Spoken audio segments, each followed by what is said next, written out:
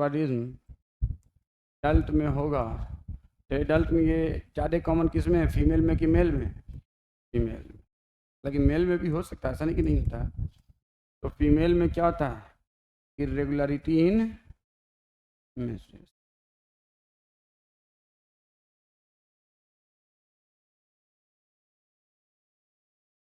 ये तो आपके एनसीईआरटी में लिखा है, लेकिन क्या और दूसरे फंक्शन डिस्टर्ब नहीं होंगे? Yes, all the function associated with T3 and T4 get disturb, जैसे कि फ्लोइंगनेस ऑफ BMR, नेस ऑफ क्या होगा, BMR, और क्या होगा, लेस बॉडी टेम्परेचर,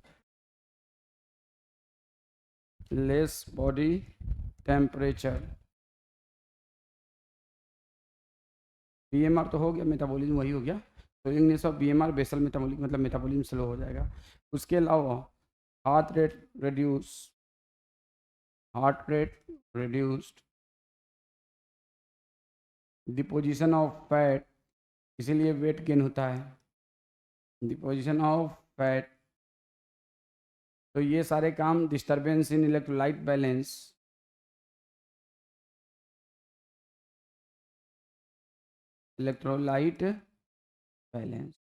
तो ये सारे काम होंगे। मेल में क्या होगा, तो मेल में मेंस्ट्रुएशन साइकिल की, जब मेल में स्पर्मेटोजेनेसिस में डिस्टरबेंस होगा, बाकी सारे काम होंगे। तो ये हो गया एडल्ट फीमेल, एडल्ट में डिसऑर्डर कौन सा, Q2 लेस T3 T4, ठीक है ना। और इसको हम लोग एडल्ट में अगर ये प्रॉब्लम होती है तो देखो, प्रेगनेंसी या चाइल्डहुड में प्रॉब्लम होती है तो क्या कहते हैं उसको, प्रेगनेंसी या एंड और चाइल्डहुड में होती है तो हम लोग कहते हैं क्रेटिनिज्म। क्या कहते हैं, क्रेटिनिज्म। और यही प्रॉब्लम अगर एडल्टहुड में हो, तो एडल्टहुड में मेल हो या फीमेल हो तो क्या कहलाता है, मिक्स एडिमा, स्वेलिंग हो जाता है, एडिमा हो जाता है बॉडी में, क्या हो जाता है, इसलिए नाम है मिक्स एडिमा और गुल्स डिजीज, ठीक है ना। तो ये ध्यान रखने वाली बात है। तो हाइपोथायरॉयडिज्म जो है ये आप एक साथ लिख सकते हैं। कॉज क्या है आप सबको मालूम है, लेस आयोडीन इन फूड और हाशिमोटोस सिंड्रोम। हाशिमोटोस सिंड्रोम क्या होता है, तो एक ऑटो इम्यून डिसऑर्डर है। हाशिमोटोस सिंड्रोम क्या है, तो एक ऑटो इम्यून डिसऑर्डर है। तो ये हो गया T3 और T4 की डेफिशिएंसी से प्रेगनेंसी और अर्ली चाइल्डहुड में और एडल्टहुड में जो प्रॉब्लम आती है उसकी। अब बात करें हाइपरथायरॉयडिज्म की, तो इसके कॉजेज आई थिंक आप लोगों ने बताया था। कॉजेज क्या क्या हैं बताइए, कैंसर, इन फॉलिकल, नोड्यूल फॉर्मेशन, और तीसरा ग्रेव्स। अब आ जाओ, तुम लोगों ने थोड़ा बहुत कैंसर के बारे में तो पढ़ा होगा ना। देखो, ये अगर मान लो ये थायराइड ग्लैंड है, और इसके अंदर ये थायराइड फॉलिकल है, और इस थायराइड फॉलिकल अनकंट्रोल मैनर में डिवाइड करने लगे तो क्या कहेंगे, कैंसर ऑफ थायराइड। और इसमें अनकंट्रोल नहीं, लेकिन कंट्रोल मैनर में ही एक्सेसिवली डिवाइड करें तो क्या कहेंगे, नोडुल फॉर्म। ये दो चीज़ तो हो गया। अब जाहिर सी बात है, जब ये जितने ज़्यादा होगा उतने ही ज़्यादा T3 और T4 बनेगा। More the number of follicle more the T3 and T4 formation. तो इन दोनों में क्या आता है, increase in number of follicle.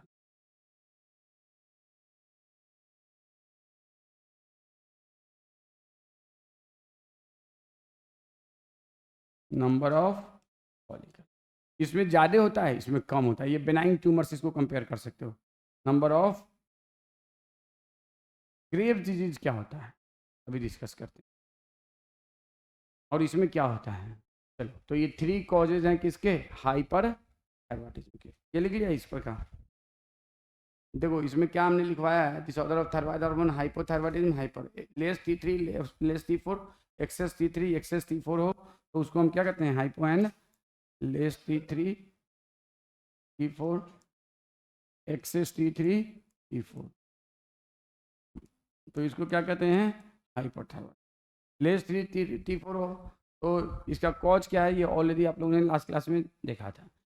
ये एडल्ट में हो तो प्रॉब्लम कहलाता है मिक्स एडीमा, और प्रेगनेंसी अर्ली चाइल्ड हो तो प्रॉब्लम क्या कहलाता है, क्रेटिनिज्म। क्या कहलाता है, क्रेटिनिज्म। और क्रेटिनिज्म में क्या होता है, ये ऑलरेडी आप लोगों ने पिछले क्लास में देखा था। फीमेल हो या मेल हो दोनों में क्या होगा, सो ये सब BMR, less body temperature, heart rate reduce, deposition of fat, disturbance in electrolyte balance. In female में स्पेशली क्या होगा, इरेगुलरिटी इन मेंस्ट्रुएशन साइकिल। मेल में स्पेशली क्या होगा, डिस्टर्बेंस इन स्पर्मेटोजेनेसिस।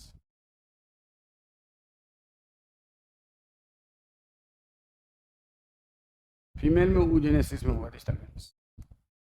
ठीक है, तो इतनी बात हो गई। अब आ जाओ, ये बात अब इसमें हम लोगों ने देखा कि कैंसर या नोडुल फॉर्मेशन में क्या होगा, increase in number of follicle led to more T3 T4। अब आप सबने अभी देखा, दो नाम सुना था, अभी थोड़ी देर पहले हमने बताया था, हाइपोथायरॉयडिज्म का कॉज क्या है, हाशिमोटोज सिंड्रोम या डिजीज भी कहते हैं। और हाइपरथायरॉयडिज्म का एक कॉज है ग्रेव्स, वे दोनों मैं साथ साथ लिख रहा हूँ, ग्रेव्स सिंड्रोम भी कह सकते हो। ठीक है, इन दोनों में एक कॉमन चीज क्या है, both of them are autoimmune disorder. Both of them are, और ये डायरेक्ट नीट में क्वेश्चन आता है कि which among the following is autoimmune disorder, तो उसमें एक हाशिमोटोज रहेगा, दूसरा ग्रेव, और आंसर है बोथ, तो बोथ करना है। लेकिन इसमें इसका रिजल्ट क्या है, लेस T3 T4 इसका रिजल्ट, और इसका रिजल्ट क्या है,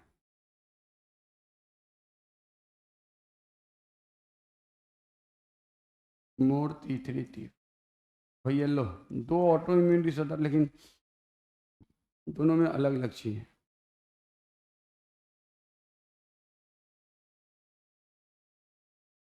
ये स्पोर्ट का हो गया सबका, स्पोर्ट का सब हो गया है, देख लिया सबने, कोई दिक्कत इसमें, तो आ जाओ।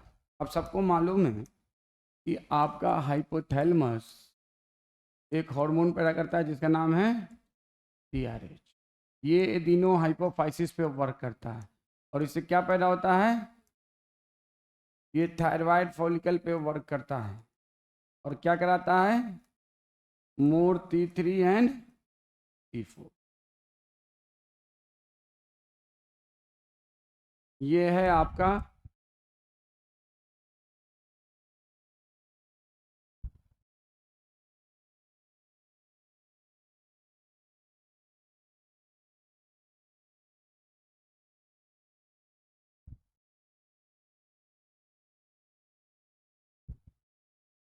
फॉलिकल।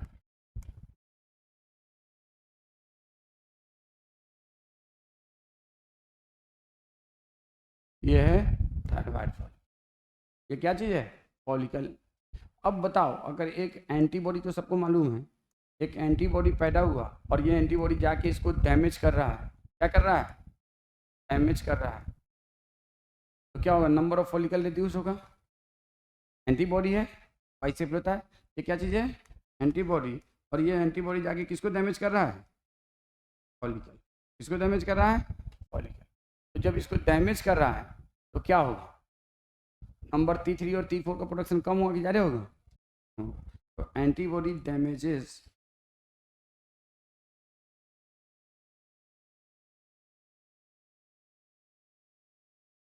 और इस कंडीशन, ये किस प्रॉब्लम में होता है, हाशिमोटोज सिंड्रोम में या हाशिमोटोज डिजीज में। तो हाशिमोटोज डिजीज में ऐसे एंटीबॉडी पैदा होते हैं जो थायराइड फॉलिकल को डैमेज करते हैं, leading to lesser T3 and occur in, अब चाहें तो सही लिख सकते हैं, हाशिमोटोज, हाशिमोटोज।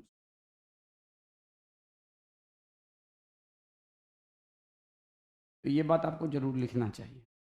तो यहाँ पे हाशिमोटोज़ सिंड्रोम में ऐसे एंटीबॉडी बनते हैं जो थायराइड फॉलिकल को डैमेज कर।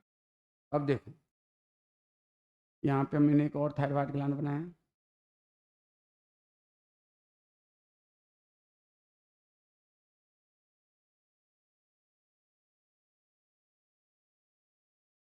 और इस थायराइड ग्लैंड के अंदर क्या है?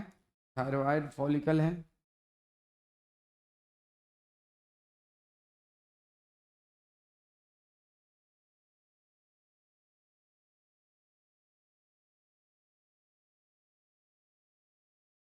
ये क्या चीज़ है?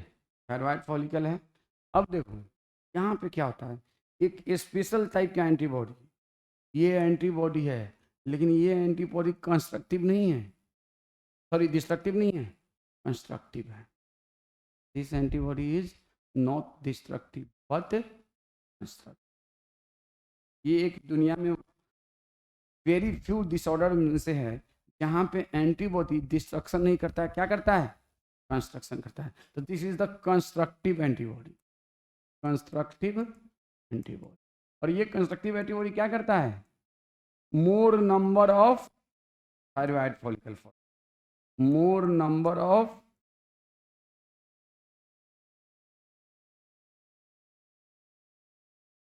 Thyroid follicle.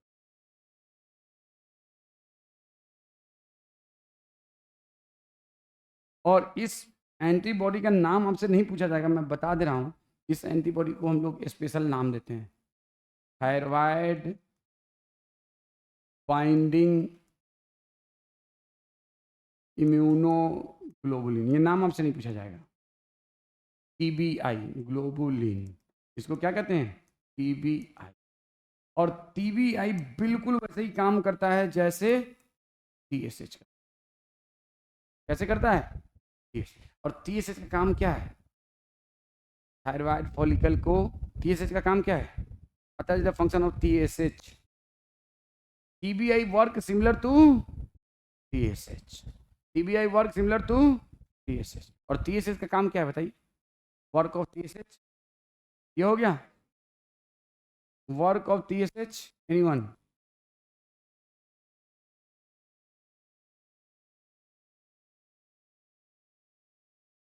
Work of TSH बताइए। रेगुलेट नहीं करना बेटा, स्टिमुलेट लिखो।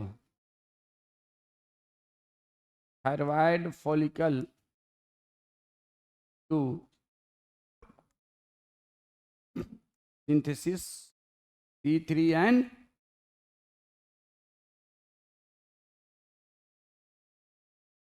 in normal amount,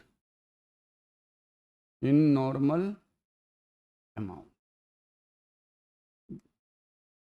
अगर ये नॉर्मल अमाउंट में, ज़्यादा में है, कम में तो स्टिमुलेट ही नहीं करेगा।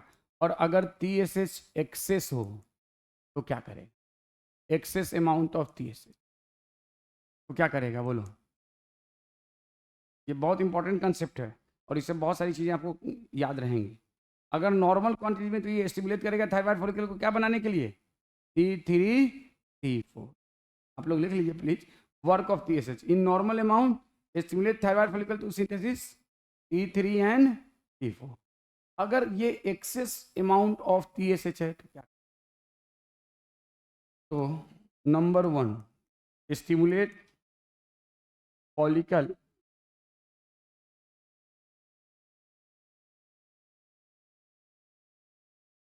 to synthesis T3 T4 as it is।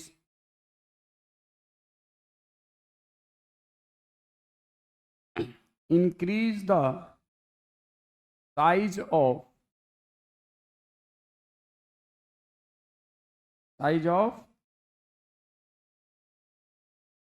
increase the number of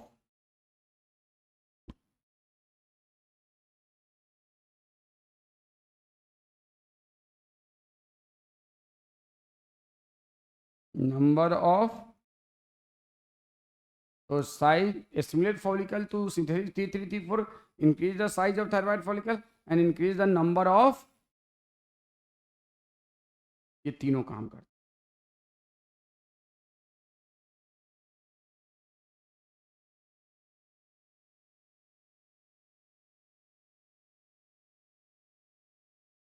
बात समझो।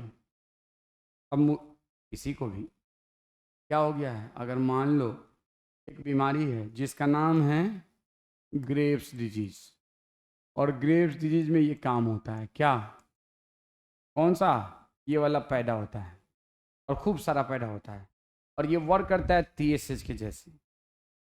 वर्क करता है किसके जैसे, ये। तो क्या होगा, उसके बॉडी में T3 और T4 ज़्यादा पैदा होगा, उसके फॉलिकल का नंबर बढ़ेगा, फॉलिकल का साइज बढ़ेगा। तो जब फॉलिकल का नंबर और साइज बढ़ेगा तो ये ग्लैंड इतना बड़ा हो जाएगा, ये ग्लैंड इतना बड़ा हो जाएगा।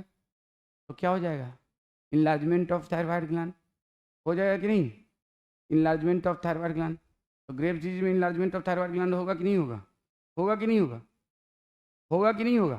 भाई इसमें ये मान लो 20 है, ये भी 20 है, अब 20 की जगह 25 बन गया, और सब अभी 2-2 सेंटीमीटर का है, सब 3-3 सेंटीमीटर का फॉलिकल हो गया, तो दोनों साइज बड़ा हो गया कि नहीं। और जब enlargement of thyroid gland is known as goitre, goitre, enlargement of thyroid gland known as goitre, हुआ कि नहीं हुआ। तो ग्रेव्स डिजीज में ग्वाइटर हुआ कि नहीं हुआ, हुआ या नहीं हुआ, समझ में आया। और किसकी वजह से हुआ, मोर TSH की वजह से या मोर एंटीबॉडी की वजह से, मोर एंटीबॉडी, मोर TSH की वजह से नहीं, more anti. Graves disease associated with goitre, and it is because of increased amount of antibody और increased amount of TSH antibody। तो लिखो, ये बात जरूर लिखना,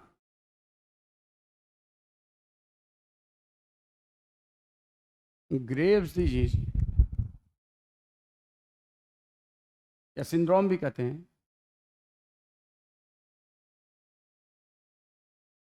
एसोसिएटेड विथ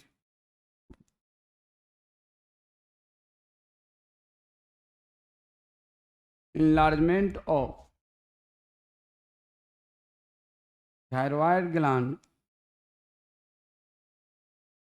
और इस enlargement of thyroid gland को क्या कहते हैं, goitre, and it is because of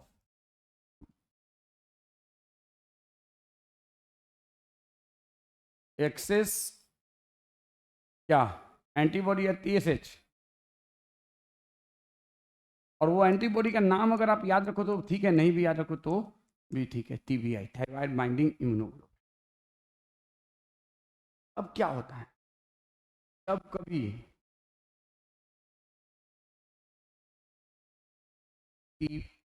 कभी T3 T4 एक्सेस है, जब कभी, स्पेशली इस कंडीशन में या किसी भी कंडीशन में, लेकिन आपके बुक में सिर्फ इस कंडीशन में लिखा है, access T3 and T4 causes एक इंसान है,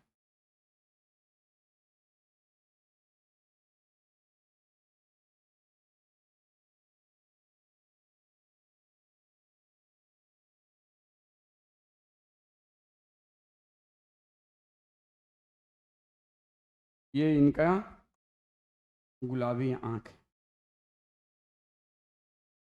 ठीक है, ये आंख, इस आंख के पीछे हम सब के यहाँ पे क्या रहता है, फैट का डिपोजिशन, का डिपोजिशन रहता है। लेकिन जब कभी एक्सेस T3 और T4 होता है ना, तो यहाँ पे एक्सेस फैट हो जाता है। जब एक्सेस फैट होगा तो आंख कहाँ, किधर चला जाएगा, बाहर। तो एक्सो मतलब आउटसाइड, ऑप्थेल्मिया मतलब आई, आंख बाहर की। एक्सो मतलब एक्जोप्थेल्मिया, इस कंडीशन को जब ये आंख जो है ना इधर से इधर शिफ्ट हो गया, कि इधर शिफ्ट हो गया, इधर शिफ्ट हो गया, और इधर फैट आ गया, इधर क्या आ गया, यही तो डिजिटल बोर्ड, ये फैट आ गया, तो इसको क्या कहेंगे, एक्जोप्थेल्मिया। क्या कहेंगे, एक्जॉप। तो यहाँ पे here goitre occur along with exophthalmia, और चाहे तो ब्रैकेट में लिख सकते हैं eye protruded outside the eye orbit, protruded outside the orbit. तो इसको हम क्या कहते हैं, एक्जोऑप्थेल्मिक, एक्जोऑप्थेल्मिक ग्वाइटर, एक्जोऑप्थेल्मिक हम क्या कहते हैं, एक्जोऑप्थेल्मिक, इसीलिए इसको कहते हैं। अब बताओ, ये बात समझ में आया। जो ग्रेव्स डिजीज में कौन सा प्रॉब्लम होगा? एक्सोपैथेलमिक ग्वाइटर, आंख बाहर की तरफ और ये निकला हुआ ग्वाइटर इधर, घेगा कहते हैं हिंदी में। ग्वाइटर को क्या कहते हैं? घेगा। घेगा का मतलब क्या होता है? थायराइड ग्लैंड बड़ा हो जाना, नॉर्मल साइज से कोई दिक्कत। इसके अलावा और क्या प्रॉब्लम आएगी? जब कभी किसी के बॉडी में एक्सेस T3 और T4 lead to what problems? Excess, देखो Graves disease, please listen, Graves disease में क्या होगा? ग्वाइटर। ग्रेव्स डिजीज में क्या होगा? ग्वाइटर। लेकिन क्या एक्सेस T3 और T4 में ग्वाइटर हो ये कोई जरूरी है? और भी रीजन हो सकते हैं, लेकिन आपको ये ध्यान रखना है कि एक्सेस T3 और T4 से आपके बॉडी में क्या क्या दिक्कत आ सकता है। देखो प्लीज लिसन, एक बात समझो, एक्सेस T3 और T4 के कॉजेज क्या क्या हैं? एक बार बताना फिर से मैं, अभी जो आप लोगों ने पढ़ा है। कैंसर, दूसरा नोड्यूल फॉर्मेशन, और तीसरा ग्रेव्स। अब ये बताओ, इन तीनों में मोर नंबर ऑफ फॉलिकल बनता है कि नहीं? इन तीनों में मोर, तो इन तीनों में इनलार्जमेंट ऑफ थायराइड ग्लैंड होगा कि नहीं होगा? इन तीनों में ग्वाइटर, इन तीनों में ग्वाइटर। लेकिन आपसे पूछा जाएगा exophthalmic goitre seen in, question रहे, अगर रहे क्वेश्चन कि exophthalmic goitre seen in, exophthalmic goitre seen in, और ऑप्शन में रहे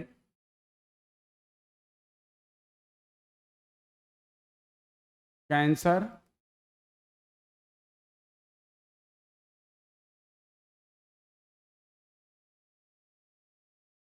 नोड्यूल फॉर्मेशन, ऑल, क्या करोगे? ऑल मन नहीं करना। क्यों नहीं करना? क्योंकि एनसीईआरटी में इतना इस लेवल की बात नहीं किया है। तो यू हैव टू से ओनली वेज। अगर रहे कि ग्वाइटर सीन इन,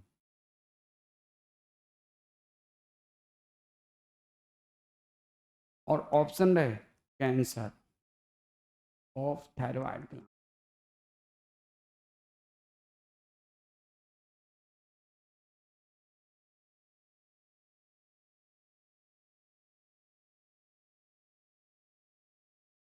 दूसरा रहे लेस आयोडीन इन फूड, तीसरा रहे ग्रेव्स डिजीज, चौथा रहे और क्या होगा आंसर? यू मस्ट से और। अब कहोगे ये क्या चीज़ है सर? अभी आता हूँ। Goitre seen, cancer of thyroid follicle लिख लो, ये क्वेश्चन भी लिखो और उसको भी लिखो। तो देखो जब कभी रहे जो पैथेलमिक ग्वाइटर, तो आप आंख बंद करके क्या लगाओगे?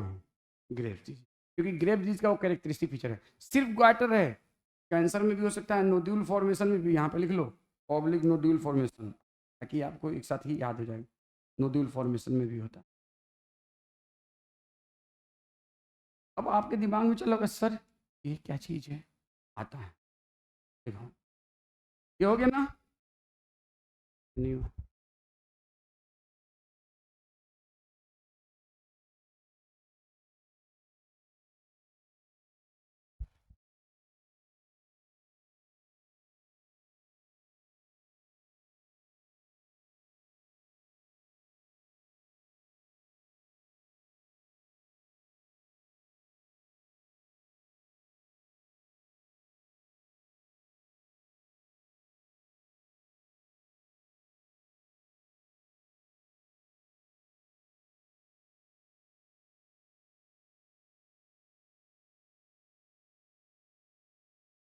ये हो गया सबको ये। अब देखो आप सबको मालूम है आपका हाइपोथैलेमस एक हार्मोन रिलीज करता है TR, ये किस पे वर्क करता है?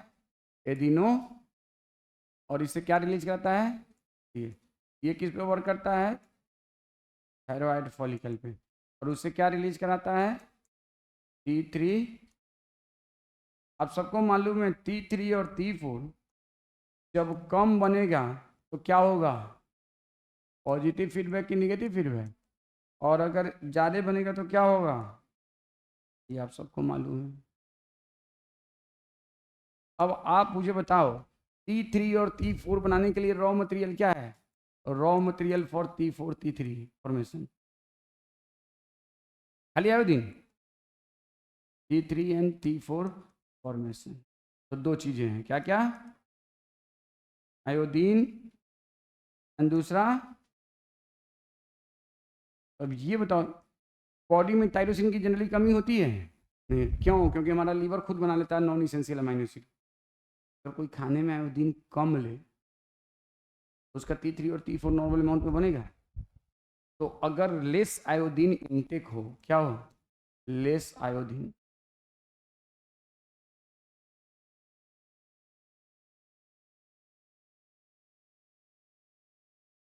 आयोडीन इन फूड, तो क्या होगा, T3 और T4 कम बनेगा कि ज़्यादा बनेगा, कम बनेगा, कम बनेगा कि नहीं बनेगा। तो पॉजिटिव फीडबैक होगा, तो पॉजिटिव फीडबैक होगा तो amount increase in amount of TRH, increase in amount of TSH हो जाओगे। अगर कुछ होगा कैपेबिलिटी तभी तो सिलेक्ट होगी ना। तुम कैपेबिलिटी कैसे होगा, जब तुम लोग पढ़ोगे तभी तो सिलेक्ट होगे। मैं कितना भी जोर लगा लूँ, कोई भी टीचर कितना भी जोर लगा ले, कोई भी कोचिंग सिलेक्शन नहीं कराता है, कोई टीचर सिलेक्शन नहीं कराता है। सिलेक्शन बच्चा अपने बाजू की ताकत पे ही करता है। टीचर सर्व वर्क करता है कैसे, एज ए कैटेलिस्ट, चीज़ों को स्पीड अप कर देता है। जब तक बच्चा खुद मेहनत नहीं करेगा कोई कुछ नहीं कर सकता। No one can do nothing. अगर कोई टीचर या कोचिंग ये क्लेम करता है कि हाँ मैं कर लूँगा या मेरे पढ़ाने से बच्चा 100%, तो वो सिर्फ बेवकूफ़ बनाता है, झूठ बोलता है, मक्कारी करता है। मैं एकदम खुल के बोलता हूँ ये बात, मुझे कोई डर नहीं है, मेरा रोजी रोटी है, लेकिन मैं झूठ क्यों बोलूँगा। यहाँ तुम यहाँ हमसे पढ़ लोगे या किसी से भी हमारी कोचिंग में पढ़ लोगे तो तुम्हारा सिलेक्शन कन्फर्म है, बिल्कुल ऐसा नहीं है, तुम्हें खुद पढ़ना पड़ेगा। Teachers only guide you, only catalyse you, you have to work by yourself. तो वैसे ही कितना भी TSH हो, टीचर है TSH और ये दोनों है बच्चा, ये दोनों जब तक नहीं होगा बनेगा नहीं। इसमें से ये है ही नहीं, ये कम है, तो क्या नॉर्मल मांगू T3 T4 बन पाएगा। और TSH जब बढ़ेगा तो एक्सेस TSH क्या करता है, स्टिमुलेट। अब ये काम तो हो नहीं पाएगा, ये काम हो पाएगा क्योंकि आयोडीन तो है नहीं, लेकिन इस काम को तो करा देगा, इस काम को तो करा देगा। क्या होगा, नंबर ऑफ फॉलिकल बढ़ गया, साइज ऑफ फॉलिकल बढ़ गया, तो ग्वाइटर नहीं हो गया कि नहीं हो गया। तो उसको कौन सा ग्वाइटर कहेंगे, simple.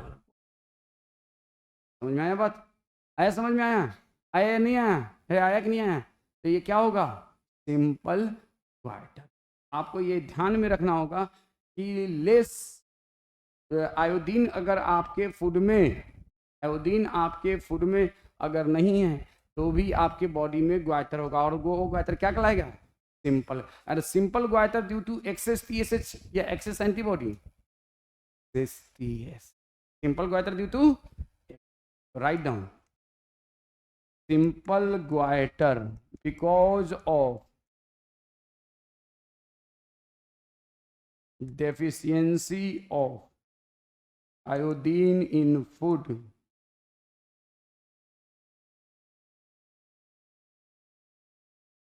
and it occur because of, and it occur due to excess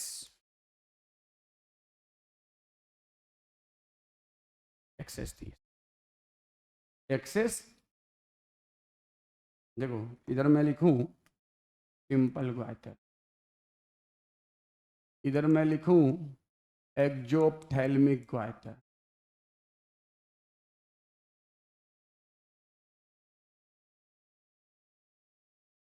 यहां पे लिखूं ड्यू टू एक्सेस TSH, उसमें क्या लिखूंगा, एक्सेस एंटीबॉडी, कौन सा, TBI, लिखना चाहो लिख लो, TBI।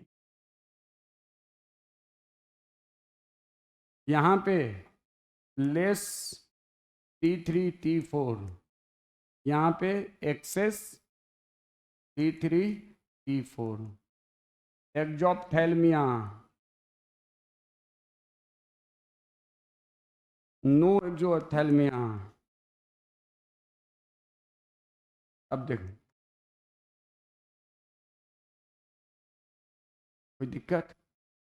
You must write, you must write, लिख लो बेटा, लिख लो। इतना प्रोफेशनल मत बनो, मैं बार बार बोलता हूँ, राइट डाउन, ठीक है ना। ये सब एक दिन में हमें भी नहीं आया है, it take lot of hard work, ठीक है ना। तो नो एक्सोथैलेमिया, एक्सोथैलेमिया। अब सुनो प्लीज, ये हो गया ना, ये हो गया ना, सबको हो गया ये, तो जल्दी लिख लो। Simple goitre because of deficiency of iodine and occur due to excess TSH. अब देखो, यहाँ पे एक बच्चा है, मोटा सा बच्चा होगा, ये क्या होगा?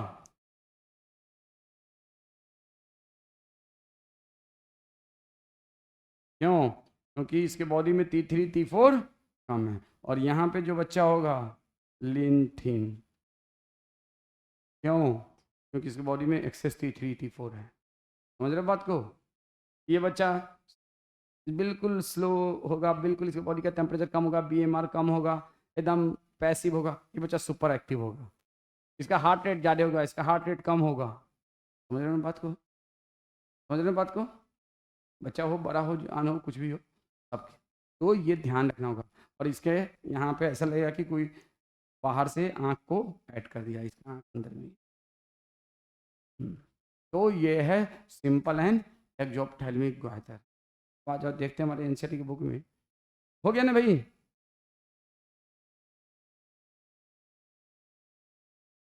तो इसको आपको ध्यान में रखना है। तो कंसेप्चुअल पढ़ाई रखोगे ना तो क्वेश्चन आसान है, टफ है, इट डज नॉट मैटर। और नॉन कंसेप्चुअल पढ़ोगे तो ब्लैक आउट होगा।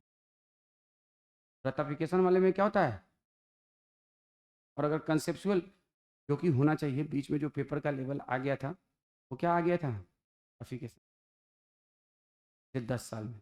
इस साल थोड़ा सा नहीं, ठीक ठाक कंसेप्चुअल पेपर, और हम लोग के टाइम पे ऐसे ही आते थे, ठीक है ना। कंसेप्चुअल पढ़ाई करोगे तो कभी ब्लैक आउट नहीं होगा, at least you can attempt. Ratification वाला रहेगा ना तो बिल्कुल 100% ब्लैक आउट हो जाएगा। Always try to conceptualise the things, ठीक है ना। अब आ जाओ,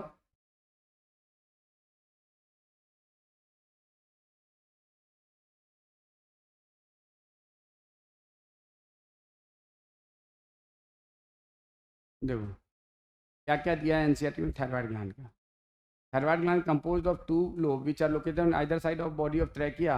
Both the lobe are interconnected with the flap of connective tissue called thyroid isthmus या isthmus. The thyroid gland composed of follicle and stromal tissue या parafollicle tissue. Stromal या parafollicle. Each thyroid follicle is composed of follicular cell enclosing a cavity. Follicular cell का shape क्या होगा? Cuboidal, याद रखना। Cavity, उस cavity में क्या स्टोर होगा? T3 T4, याद रखना। These follicular cells synthesize 2 hormone T3 and T4. T4 is the thyroxine and T3 active form is T3 और T4, और more amount में iodine is essential for the normal rate of in the thyroid gland. Deficiency of iodine or the result in hypothyroidism and enlargement of thyroid commonly called as goiter. कौन सा goiter? ये आपको लिख लेना चाहिए, simple. During pregnancy causes defective, मतलब आपने pregnancy के दौरान एक फीमेल जो है आयोडीन कम खाती है तो defective development and maturation of growing baby leading to stunted growth, mental retention, low IQ, deaf mutism, ये सारा कौन सा प्रॉब्लम है? क्रेटिनिज्म। और ऐसे बेबी को क्या कहते हैं? Cretin baby. In adult women में causes menstruation cycle to become irregular. खाली मेंस्ट्रुएशन साइकिल ही नहीं, सारे problem that is associated with T3 and T4 due to cancer of thyroid gland or due to development of nodule of the thyroid gland, the rate of synthesis and secretion of thyroid hormone increase in abnormal high level, leading to a condition called which adverse effect. तो क्या adversely affect करेगा body को, ये बताओ तो। आपको मान लो किसी के बॉडी में थायराइड ग्लैंड में, सुन लो, कैंसर हो गया या नोड्यूल फॉर्मेशन हो गया, तो उसके बॉडी की फिजियोलॉजी में क्या चेंज आएगा? उसके बॉडी का टेम्परेचर कम हो जाएगी, ज़्यादा हो जाएगा? BM T3 T4 ज़्यादा होगा तो कम हो जाएगा, ज़्यादा हो जाएगा। BMR ज़्यादा होगा तो ज़्यादा हो जाएगा, मेटाबॉलिज्म ज़्यादा होगा तो बॉडी टेम्परेचर ज़्यादा। उसका हार्ट रेट कम होगा कि ज़्यादा होगा? ज़्यादा हो जाएगा। उसके बॉडी वेट रिड्यूस हो जाएगा कि बढ़ जाएगा? रिड्यूस हो जाएगा, ठीक है ना। उसका इलेक्ट्रोलाइट डिस्टर्बेंस खराब हो जाएगा, ठीक है ना। वो सुपर एक्टिव रहेगा, ठीक है ना, हाइपर कॉन्शियस रहेगा। ये सारे प्रॉब्लम्स उसको आ जाएंगे। डिस्टर्बेंस इन इलेक्ट्रोलाइट बैलेंस हो जाएगा। बीएमआर उसका बढ़ जाएगा कि कम हो जाएगा? बढ़ जाएगा। तो यही adversely affect the body physiology.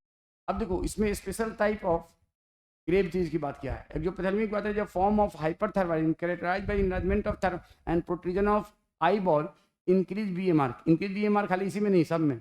And weight loss also called exophthalmic goitre is not Grave disease. Grave disease में एक्सोप्थेल्मिक ग्वाइटर होता है, लेकिन एनसीईआरटी का लैंग्वेज फॉर्म ऐसा लगता है कि ग्रेव, ऐसा लगता है कि exophthalmic goitre is a Grave disease, लेकिन एक्चुअली में एक्सोप्थेल्मिक ग्वाइटर ग्रेव डिजीज नहीं है। ग्रेव डिजीज में क्या होता है? एक्सोप्थेल्मिक, लेकिन एनसीईआरटी के लैंग्वेज को पढ़ के ऐसा अपीयर होगा कि ग्रेव डिजीज का दूसरा नाम एक्सोप्थेल्मिक ग्वाइटर नहीं। ग्रेव डिजीज में क्या होता है? एक मैनिफेस्टेशन है। ग्रेव डिजीज में क्या क्या होगा भाई? आंख बाहर आ गया, बीएमआर बढ़ गया, हार्ट रेट बढ़ गया, वेट लॉस हो गया, डिस्टर्बेंस इन इलेक्ट्रोलाइट बैलेंस हो गया, ये सारी चीज। देखो एनसीईआरटी में यहाँ पे हार्ट रेट की बात कहीं नहीं किया है, लेकिन आप याद रखना थायराइड हार्मोन जब कभी बढ़ेगा तो हार्ट रेट बढ़ेगा, क्योंकि बीएमआर बढ़ेगा तो हार्ट रेट बढ़ेगा। अब यहाँ पे फंक्शन लिखा है, important role in regulation of BMR, also support the erythropoiesis, control metabolism of carbohydrate, protein, fat, carbohydrate catabolism, lipid catabolism, protein anabolism. और इसके अलावा कौन सा बॉडी को ये करता है? न्यूरल्स क्या करता है? Neural growth during the pregnancy and early childhood. Nervous system, maintenance of water and electrolyte balance also influence by कौन सा हार्मोन? T3 and T4। अब ये थायरोकैल्सिटोनिन की बात क्या, वो आगे हम लोग डिस्कस। एक चीज बताओ, एक बच्चा क्रेटिन बेबी, एक क्वेश्चन बताओ, क्रेटिन बेबी और पिट्यूटरी ड्वार्फ, इन दोनों में कॉमन चीज क्या है? कॉमन, दोनों ड्वार्फ होता है, दोनों होता है।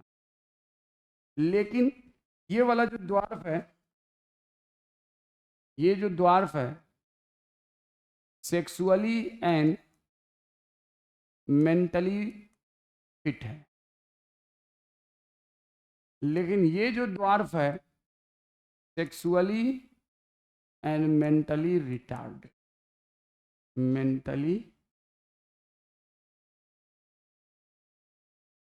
Sexually and mentally retard. देखो दूसरी चीज, पिट्यूटरी ड्वार्फ जो है, कौन सा ड्वार्फ? Pituitary dwarf. ये सेक्सुअली एंड मेंटली क्या है? फिट, और ये सेक्सुअली एंड मेंटली क्या है? रिटार्ड। पिट्यूटरी ड्वार्फ अपने सारे नॉर्मल एक्टिविटी को करेगा, ये अपने सारे नॉर्मल एक्टिविटी को नहीं करेगा, और इसकी अर्ली चाइल्डहुड में ही, अर्ली एजेस में डेथ हो जाएगी, ठीक है ना। इससे आगे कोई जनरेशन नहीं होगा, इससे आगे जनरेशन होगा। Rajpal Yadav is example of Yadav, film actor Rajpal Yadav का नाम सुनो। हाँ, pituitary is example of pituitary. Rajpal Yadav नहीं जानते हो तुम? छोटा छतरी का, हाँ ठीक है ना, Rajpal Yadav example of pituitary dwarf. ऐसे ड्वार्फ कम देखने को मिलते हैं, तो इसको हम लोग करते हैं। इस पिट्यूटरी ड्वार्फ का दूसरा नाम क्या है? सर्कस ड्वार्फ, और इसका सर्कस ड्वार्फ नहीं नाम। तो दिस इज अबाउट द, ये ध्यान रखना है, ये कभी दोनों नाता होगा, लेकिन ये जो है ना सेक्सुअली एंड मेंटली रिटार्डेड होगा, बकलोल होगा, और वो बकलोल बौना, चालाक बौना। कौन सा बौना? बकलोल बौना, और ये चालाक।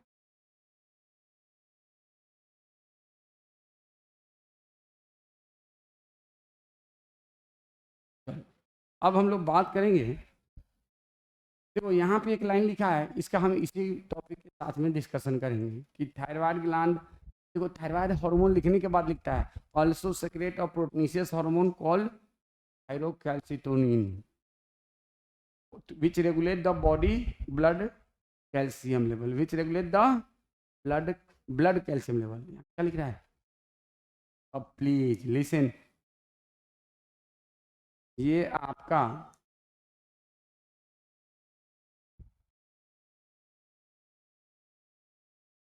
क्या है? थायराइड। ये क्या चीज है?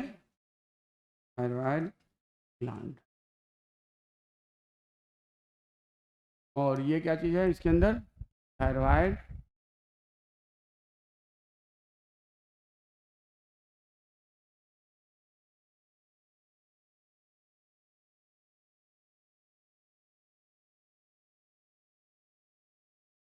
ये क्या चीज है इसके अंदर? और इस फॉलिकल के बीच में क्या है? एस्ट्रोमल टिश्यू या तो पारा फॉलिकल के अंदर कुछ स्पेशल टाइप के सेल्स होते हैं, कुछ स्पेशल टाइप के सेल्स होते हैं, इनको कहते हैं सी सेल। और ये सी सेल्स रिस्पॉन्सिबल होता है एक हार्मोन के लिए, थायरो, और फॉलिकल से जो हार्मोन रिलीज होता है वो क्या है? T3 T4। ये कौन सा हार्मोन है? Iodinated hormone. और ये कौन सा हार्मोन है? प्रोटनीशियस। आई थिंक आपको ऐसे करके लिखने से ज़्यादा याद रहने की प्रोबेबिलिटी बढ़ जाएगी। तो आपसे कोई पूछे कि thyroid gland is a source of which hormone, proteinaceous hormone और आयोडीनेटेड हार्मोन, ये लिख लेना चाहिए। बेटा 45 डिग्री पे क्यों बैठे हो? ठीक है, तो it is source of both iodinated and proteinaceous. ये एकदम याद रखना होगा। ये thyroid gland is a thyroid follicle is a source of, thyroid follicle is a source of iodinated hormone. Stromal tissue is a source of proteinaceous hormone. तो कौन सा tissue कहते हैं? स्ट्रोमल या पारा फॉलिकुलर टिश्यू। देखो ऐसे ही छोटे छोटे मिस्टेक्स हम लोग करते हैं। तो आपसे अगर पूछा जाए thyroid follicle is a source of iodinated hormone, stromal tissue या parafollicular tissue is a source of protein, and thyroid gland is a source of iodinated and protein. ये छोटे छोटे कंफ्यूजन होते हैं। तो you must draw this diagram and you should write this. अब देखो आपके बुक में लिखता है थायरोकैल्सिटोनिन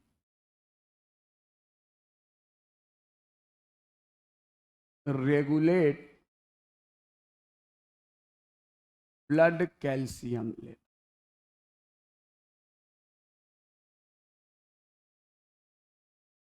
ये लिखा है, और इसको ऐसे लिखना जरूर करना। क्या लिखवा रहे हैं सर? ये तो हमको बिना पढ़े ही याद है। लिखो किसी वजह से लिखवा रहा हूँ। Thyrocalcitonin regulate blood calcium level.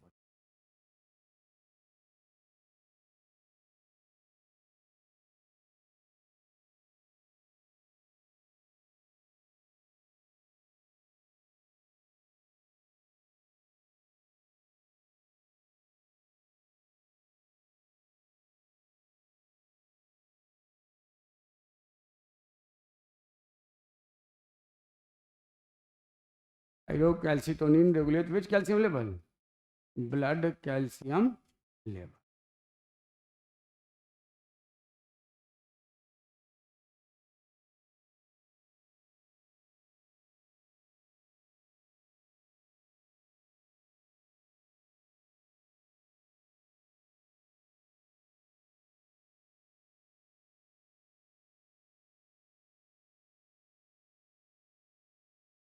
कोई हो गया, कोई दिक्कत हो गया? ये कर लिया सबने?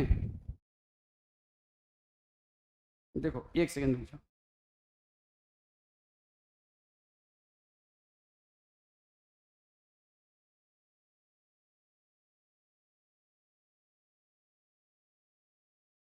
उसी लाइन के नीचे ये लाइन लिखना, the secretion of parathormone is regulated by circulating level of calcium. इसी के नीचे लिखना द सेक्रेशन ऑफ, इसी वजह से लिखवा रहा हूँ, the secretion of पाराथॉर्मोन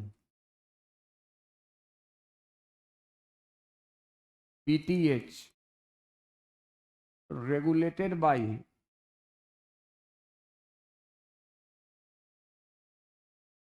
circulating level of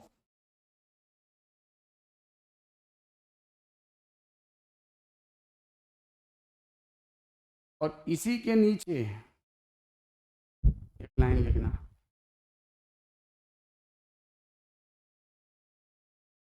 PTH and TCT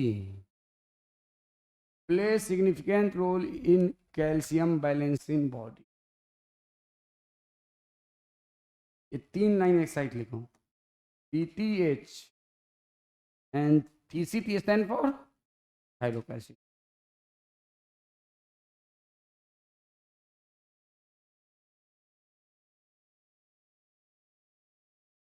significant role in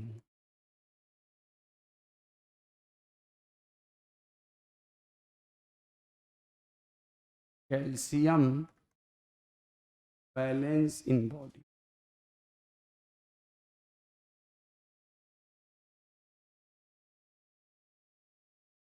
calcium balance इन क्या है? हमने ऐसा 3 लाइन, तीनों में क्या आपको कुछ गड़बड़, कुछ घोटाला, कुछ सिमिलैरिटी, कुछ डिससिमिलैरिटी दिख रहा या तीनों बात ठीक है? या कुछ घोटाला है, कुछ गड़बड़ है, या तीनों डिफरेंट चीज़ है, तीनों एक चीज़ है? क्या है ये? कहना क्या चाह रहा, आखिर ये कहना क्या चाह रहा?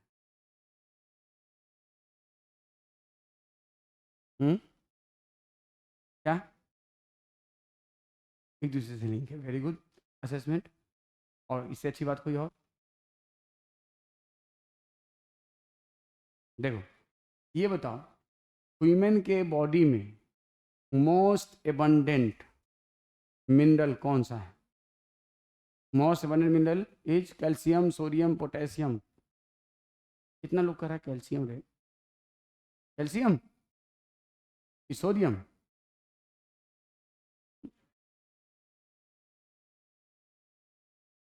एक पॉइंट लिखो आप लोग, ये हो गया ना? Most abundant mineral in body fluid कौन सा? कौन सा? Calcium, sodium ion. कौन से?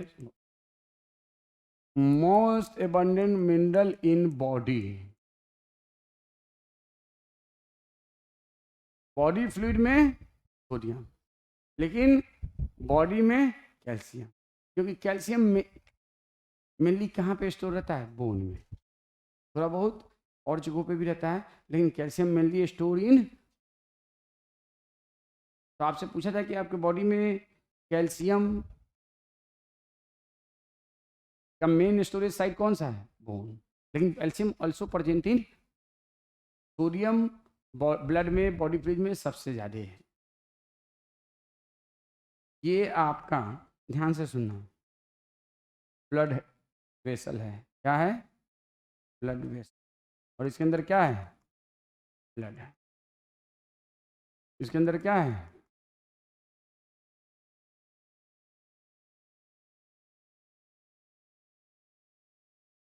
और ये क्या चीज़ है? अब क्या होता है,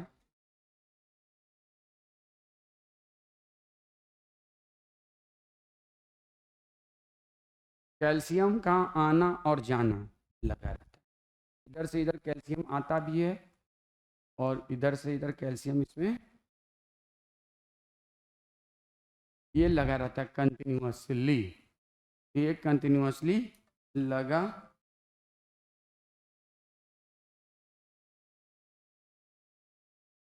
बोल दो कि अभी मैं थोड़ी देर बाद, आधे घंटे बाद कॉल कर, ठीक है ना? तो कैल्शियम का आना और जाना इसमें लगा रहता है। कैल्शियम का आना और जाना इसमें, लेकिन ये आना और जाना अपने आप नहीं लगा रहता है। They are hormone mediated, they are. इधर से इधर कैल्शियम कौन घुसाएगा? कौन घुसाएगा? Thyro calcitonin. और इधर से इधर कैल्शियम कौन निकालेगा? पारा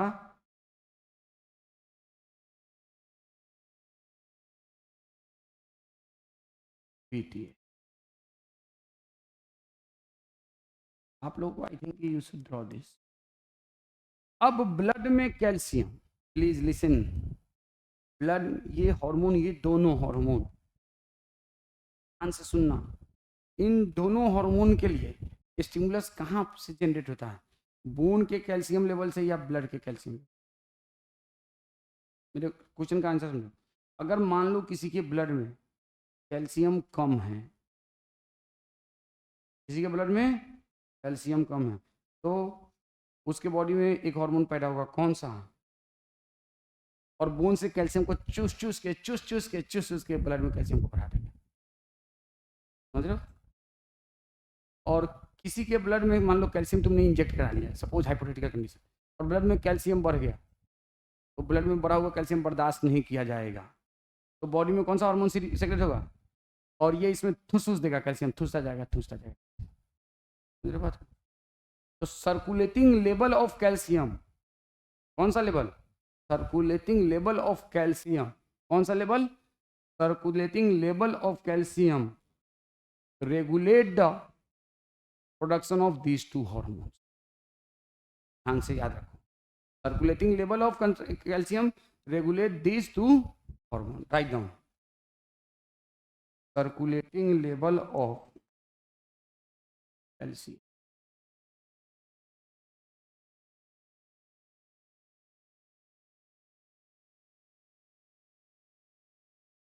regulate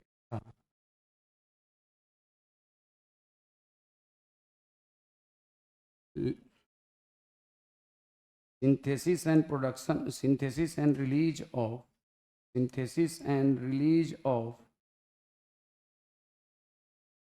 PCT and PTA, PCT and, अब किसी को हाइपर कैल्सेमिया हो, हाइपर कैल्सेमिया मतलब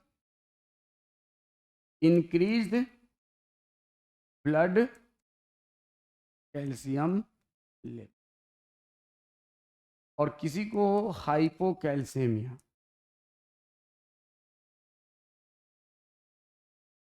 इसको क्या कहते हैं? Decrease blood calcium. तो बताओ, हाइपर कैल्सेमिया में, कौन से कैल्सेमिया में? हाइपर कैल्सेमिया में क्या होगा? हाइपर कैल्सेमिया में क्या होगा?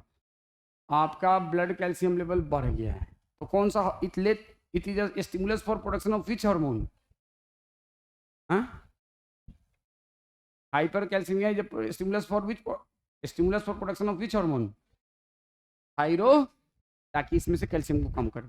तो it is stimulus for production of, stimulus for production of, बोलो कौन सा रे? थायरो कैल्सी, और ये फिर क्या करेगा? नॉर्मलाइज कर देगा कैल्शियम लेवल। लेकिन इसके opposite, it is a stimulus for production of,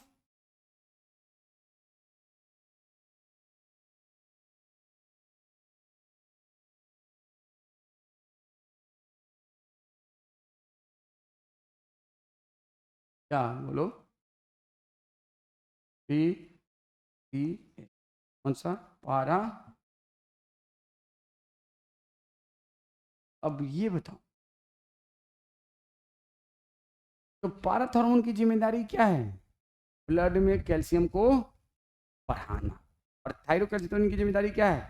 blood से कैल्शियम को, अब ये ठूस रहा है, लेकिन जितना ठूसाना चाहिए कम ठूसा रहा है, तो बाकी इसी में रह जा रहा है। तो ये कर रहा है पोटी के जरिए निकलो, सुसु के जरिए भी निकलो कैल्शियम। ये बात समझो।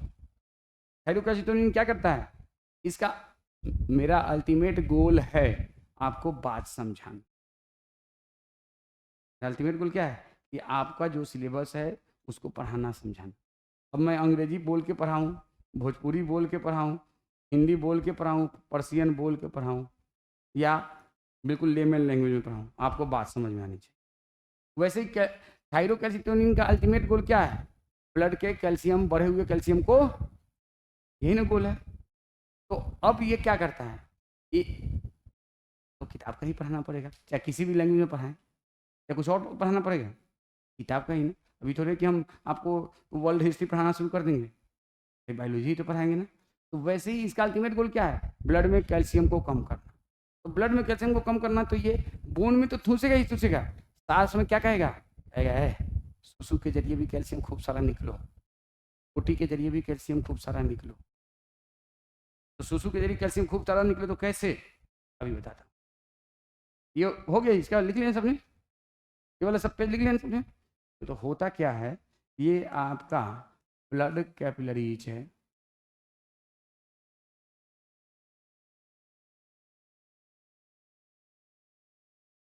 और ये आपका बोन है, ये आपका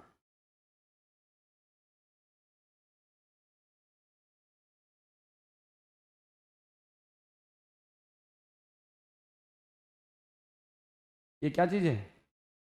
नहीं, रीनल ट्यूब्स, नॉन से नेफ्रॉन।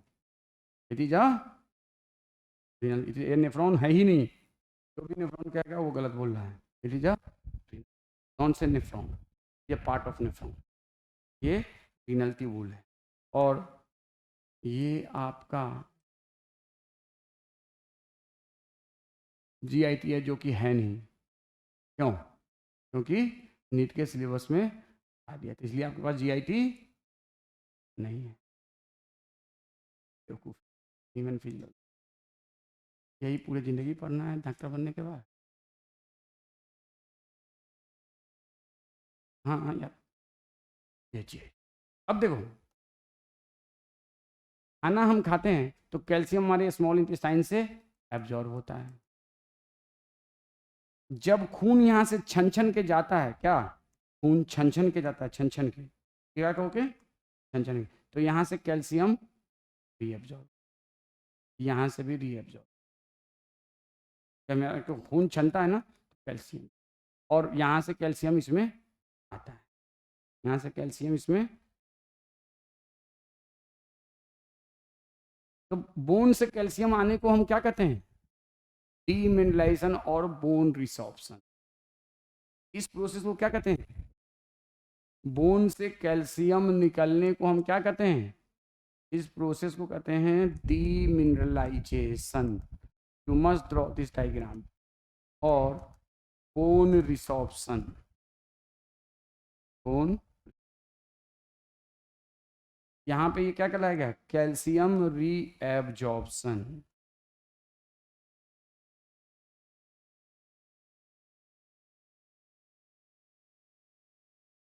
और ये क्या कहलाएगा? Calcium absorb. अब आप मुझे बताएं, किसी इंसान को हाइपर कैल्शियमिया हो गया और उसके ब्लड में कैल्शियम का लेवल क्या हुआ? बढ़ गया। क्या हो गया? कैल्शियम का लेवल बढ़ गया। तो ये सारे प्रोसेस होने चाहिए या कम हो जाने चाहिए? बोलो भाई, कैल्शियम का एब्जॉर्प्शन कम हो जाना चाहिए ताकि हाइपर कैल्शियमिया खत्म हो। कैल्शियम का रीएब्जॉर्प्शन कम हो जाना ताकि हाइपर कैल्शियमिया खत्म हो। और बोन का डीमिनरलाइजेशन कम हो जाना चाहिए ताकि हाइपर कैल्शियमिया खत्म हो। तो डीमिनरलाइजेशन कराने का काम किसकी है? किसकी जिम्मेदारी है? कौन से हार्मोन की? पीटीएच की। किसकी जिम्मेदारी है? तो उसके बॉडी में पीटीएच का सेक्रेशन कम हो जाएगा, और इन बल्कि दूसरे हार्मोन का बढ़ जाएगा। कौन से हार्मोन का? थायरोकैल्सिटोनिन। और थायरोकैल्सिटोनिन क्या करेगा? यहाँ से यहाँ कैल्शियम को लाए।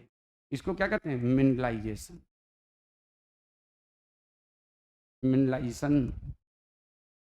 तो बताओ, hypercalcaemia led to production of which hormone? TCT. और टीसीटी क्या करेगा? फंक्शन ऑफ टीसीटी बोलो, बोलो जल्दी से। Mineralisation of calcium in bone, mineralisation of calcium in खून। और क्या करेगा, यहां से इस काम को रोक देगा, यहां से इस काम को रोक देगा, यहां से। तो prevent absorption of calcium from GIT, prevent reabsorption of calcium from renal tube. कोई दिक्कत? तो दूसरा क्या करेगा, prevent absorption of calcium from GIT, prevent reabsorption of calcium from renal tube. और इसका ओवरऑल रिजल्ट क्या होगा, lowering of blood calcium level या normalization of blood calcium level. कोई दिक्कत? अरे किसी को कोई दिक्कत? Anyone any problem? समझ में आ रहा है बेटा? सब समझ में आ रहा है? तो इस बात को आपको याद रखना होगा कि जो टीसीटी है ये हर वो काम करेगा जिससे ब्लड कैल्शियम कम हो। कैसे याद रखोगे, मैंने कैसे शुरुआती दौर में याद किया था, हाइरो कैल, कैल से स्टैंड फॉर कैल्शियम, की कैल्शियम कम की यहाँ पे इन ब्लड, हमने ऐसे याद किया। हाइड्रोक्लोरीन का फंक्शन कैसे याद किया था, कैल्शियम कम की इन ब्लड, नहीं लैंग्वेज में कैल्शियम कैल्की, काल्की सुना होगा, महाभारत का कैरेक्टर है ना। तो कैल्की, ये काल्की नहीं है, यह है कैल्की, कैल्शियम कम की इन ब्लड, हमने ऐसे याद किया। अपना कुछ भी तरीका अपना सकते हो। तो थायराइड कैल्शियम का एक ही जिम्मेदारी है, जैसे मेरी एक ही जिम्मेदारी है आपको समझाना, इसकी एक ही जिम्मेदारी है ब्लड में कैल्शियम को कम करना। कैसे? तो एक तो इसमें ठूसना, दूसरा यहाँ से रीअब्जॉर्ब होने से रोकना, तीसरा यहाँ से एब्जॉर्ब होने से रोकना। ये इसकी जिम्मेदारी है, ये इसकी जिम्मेदारी है। कोई दिक्कत? अब आ जाओ, अब प्लीज लिसन। तो जब कभी किसी की बॉडी में हाइपर कैल्शियमिया होगा तो उसका नॉर्मलाइजेशन ऑफ कैल्शियम लेवल कैसे होगा, by increase concentration of, by increase reabsorption and increase synthesis and secretion of TCP. कोई दिक्कत?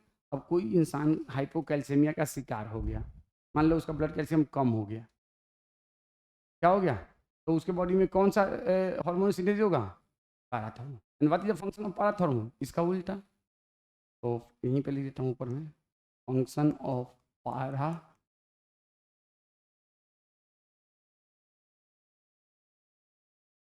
अरे बेटा अरे इस लाइट को ऑफ करो, रिसॉर्प्शन ऑफ, रिसॉर्प्शन, इसको ऑफ करो, इसको, रिसॉर्प्शन ऑफ, रिसॉर्प्शन और demineralisation of, demineralisation of,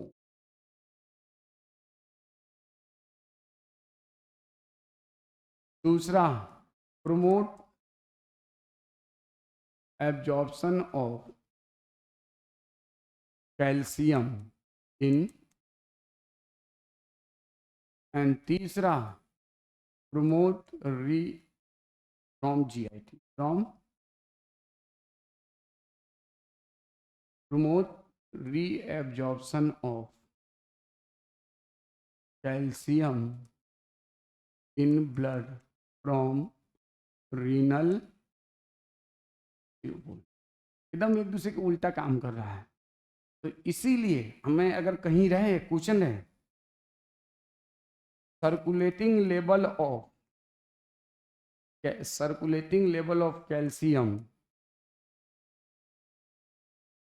control the synthesis and release of hormone,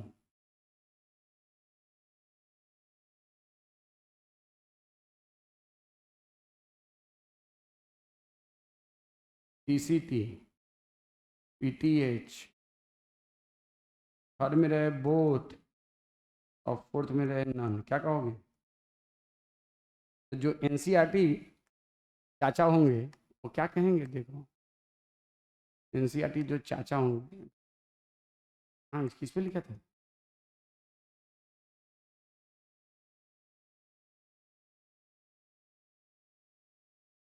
the secretion of PTH regulated by circulation, खाली पीटीएच लिखा है। और जो एनसीईआरटी सिर्फ पढ़े होंगे, रत्नाफिकेशन किए होंगे, वो क्या लिख के आएंगे? सिर्फ पीटीएच, वो बोध नहीं करके आएंगे। जो सिर्फ एनसीईआरटी रहते होंगे और उनका आंसर गलत होगा, और उनका आंसर, जो सिर्फ एनसीईआरटी रहते होंगे, वो क्या करके आएंगे? सिर्फ पीटीएच। अरे मैं लिखा नहीं, इसका मतलब है नहीं बात, ये है ये बात। टेक्स्ट पढ़ेंगे तो ये बात समझ, तो इसका आंसर क्या होगा? बोथ या बोलो, तो इसका आंसर होगा नॉन पीटीएच। ऐसा नहीं कि एनसीईआरटी में लिखा है, लेकिन ये नहीं, ये ऐसा कहीं मना किया कि circulating level of calcium not control the TCT level. अब ऊपर में क्या लिखा है? थायरोकैल्सिटिन रेगुलेट ब्लड कैल्शियम। दूसरा क्वेश्चन सुनो, देखो ये मैं इसलिए बता रहा हूं कि आप सिर्फ एनसीईआरटी का रीडिंग मान के या एनसीईआरटी को लाइन बाय लाइन रट के भी सिलेक्ट नहीं हो सकते हो, जब तक कि समझोगे नहीं। अब देखो दूसरा क्वेश्चन, लिख लिया? चलो करो ऑन इसको, करो करो।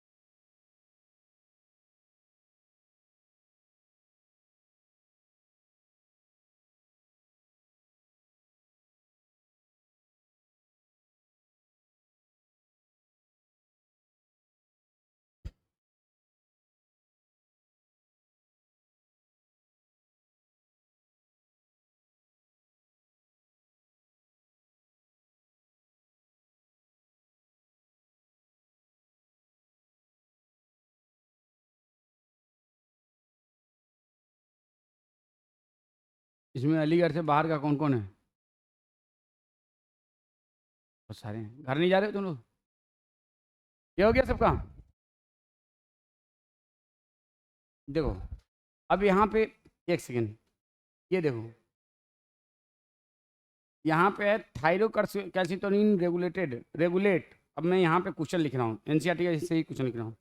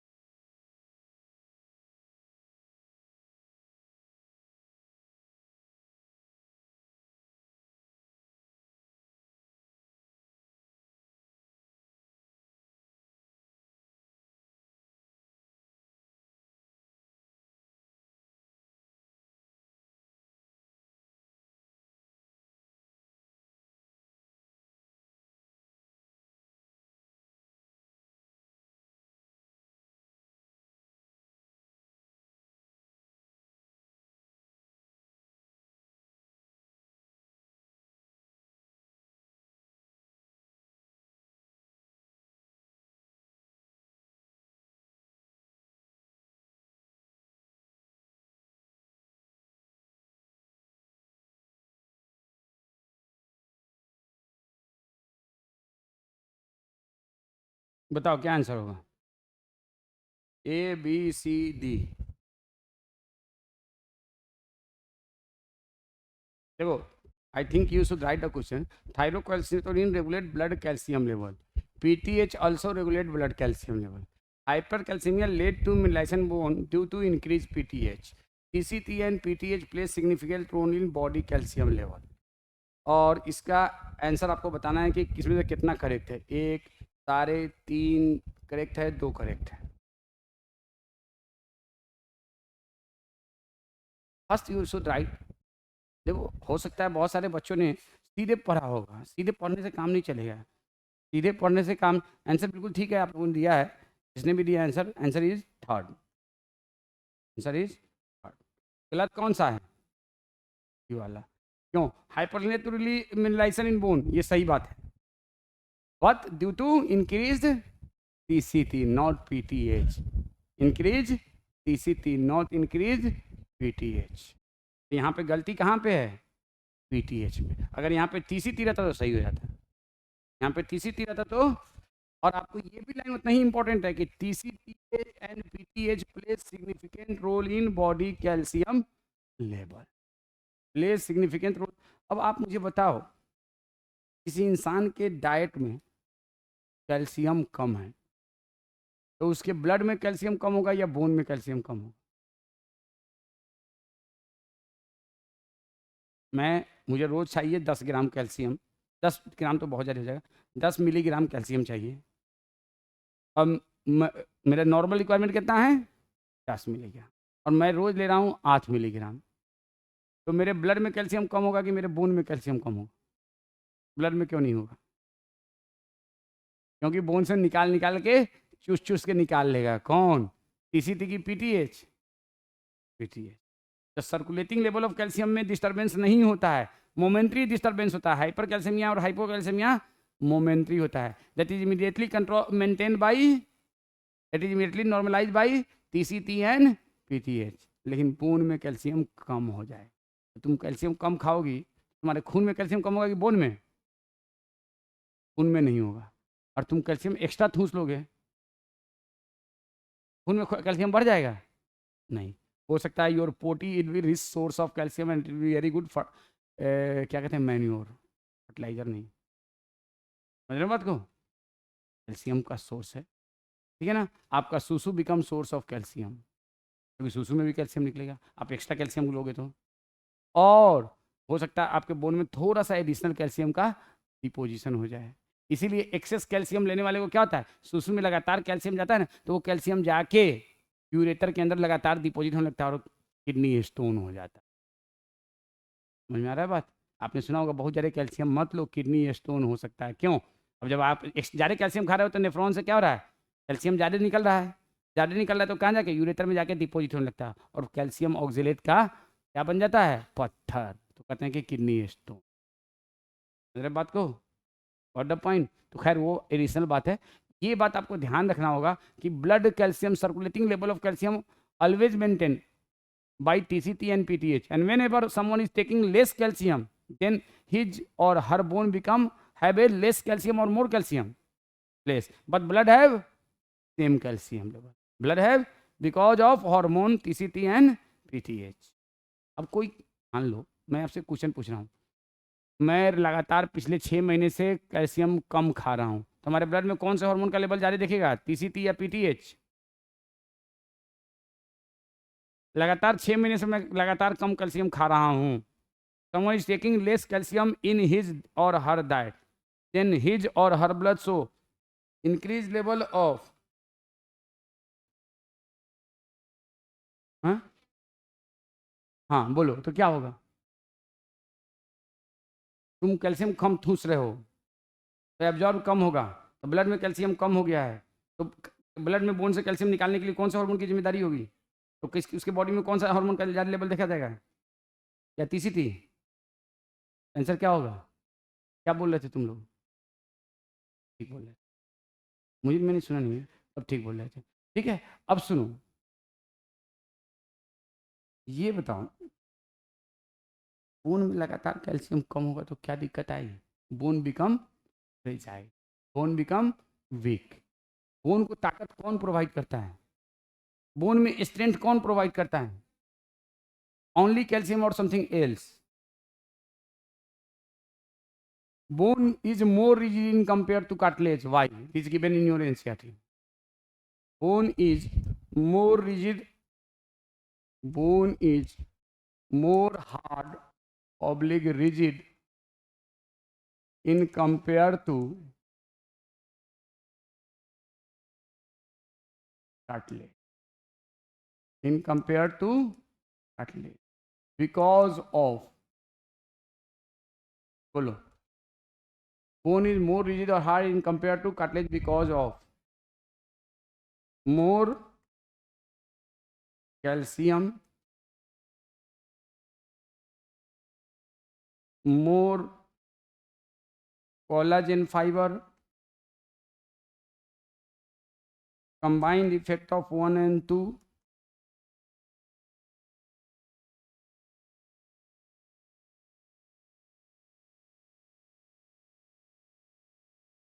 because of pliable matrix. बोलो क्या आंसर होगा?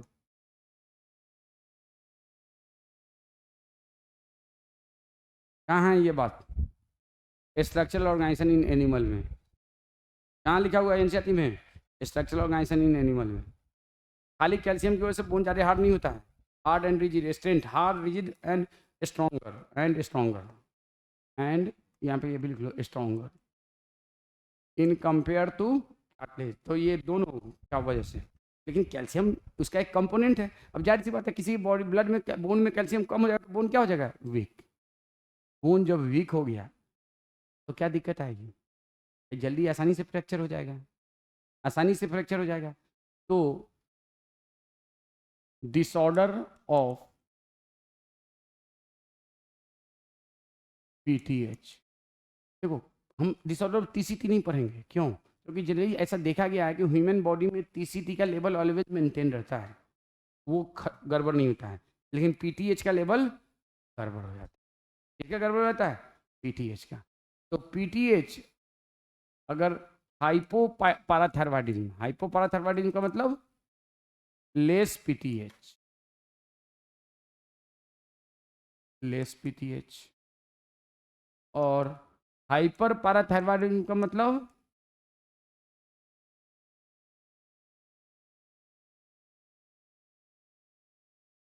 मोर पीटीएच। तो ये बताओ, जब हाइपोपैराथायरॉयडिज्म है लेस पीटीएच और हाइपर पैराथायरॉयडिज्म में मोर पीटीएच, तो डिसऑर्डर ऑफ हाइपोपैराथायरॉयडिज्म में सुनो कौन सी बीमारी में? हाइपोपैराथायरॉयडिज्म। किसमें? हाइपोपैराथायरॉयडिज्म। क्या होगा? What happen in this condition? आपको मान लो मेरे बॉडी में किसी भी वजह से जितना पीटीएच चाहिए उससे कम है। हाइपोपैराथायरॉयडिज्म का मतलब क्या है? जितना हमको हर वक्त 24/7 आवर जितना पीटीए चाहिए उससे कम है। तो क्या होगा? हमारे बोन में से कैल्शियम ज़्यादा निकलेगा कि कम निकलेगा? कम निकलेगा, कम निकलेगा। और जितना निकलना चाहिए उससे कम निकलेगा। देखो ध्यान से सुनना, किसी भी वजह से हमारे देखो हमारे बॉडी में क्या होता है, खून में, सुनो, हमारे अपने पर्सनल और प्राइवेट खून में, इसमें पर्सनल और प्राइवेट खून में ये है टीसीटी और पीटीएच दोनों, ये इसका ये लेवल है टीसीटी का और पीटीएच का, ये दोनों एक दूसरे को काउंटरएक्ट करता है और ब्लड में और बोन में कैल्शियम के लेवल को मेंटेन करता है। लेकिन किसी वजह से ये कम हो जाए, कौन कम हो जाए? पीटीएच, ये सिर्फ एक स्टार रह जाए और ये ज़्यादा है।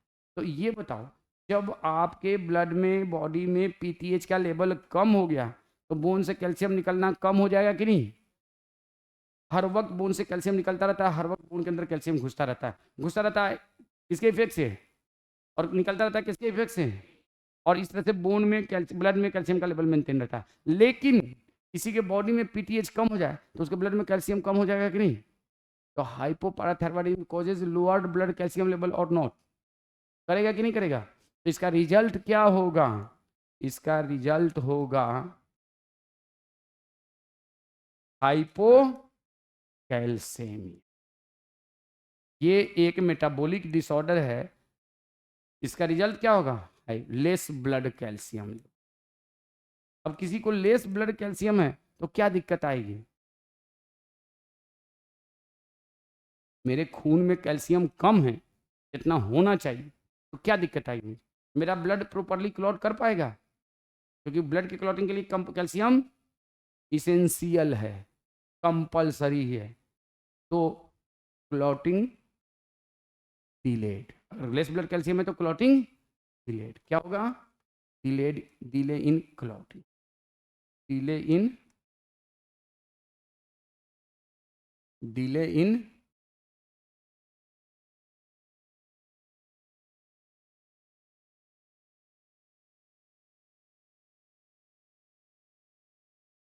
और क्या दिक्कत आएगी बोलो? हम्म, और क्या दिक्कत आएगी? एक तो क्लॉटिंग में डिले होगा, और क्या होगा बोलो? एक एनसीईआरटी में एक टर्म है लोकोमोशन मूवमेंट में, हाइपोकैल्सेमिक टिटैनी। लोकोमोशन मूवमेंट में एक डिसऑर्डर लिखा हुआ है हाइपोकैल्सेमिक। हाइपोकैल्सेमिया में टेटनस लाइक सिम्टम होता है और उसको क्या कहते हैं? Hypocalcaemic tetany. तो hypocalcaemia led to tetanus like symptom in body and that is described as hypocalcemic tetany। तो एक तो ब्लड क्लॉटिंग में डिफेक्ट, डिलेड इन क्लॉटिंग, और दूसरा क्या होगा? हाइपोकैल्सेमिक टेटनी। भैया ये इसमें क्या होता है? Tetanus like symptom. Tetanus like symptom क्या होता है वो हम यहाँ ह्यूमन हेल्थ एंड डिजीज में पढ़ाएंगे। टेटनस लाइक, लेकिन ये किसी इन्फेक्शन से नहीं हो रहा है, लेस ब्लड कैल्शियम से। ऐसा क्यों होता है वो हम न्यूरल कंट्रोलिंग कोऑर्डिनेशन में पढ़ाएंगे। ठीक है, तो ये यहाँ तक बात समझ में आए? कोई दिक्कत इसमें? अगर मान लो किसी वजह से, चलो इतना वो कर लो,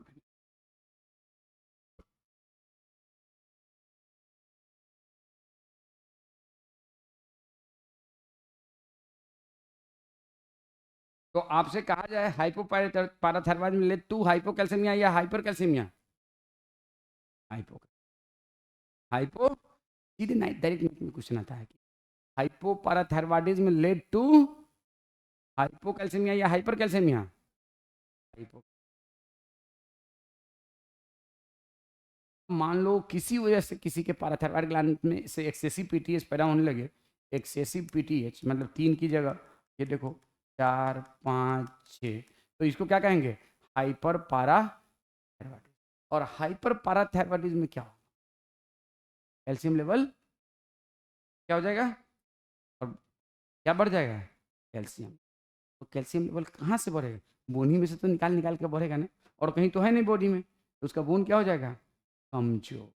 तो hyperparathyroidism lead to hypercalcemia, और हाइपर कैल्सेमिया में क्या होगा? Bone become weak, bone become, अब बताओ,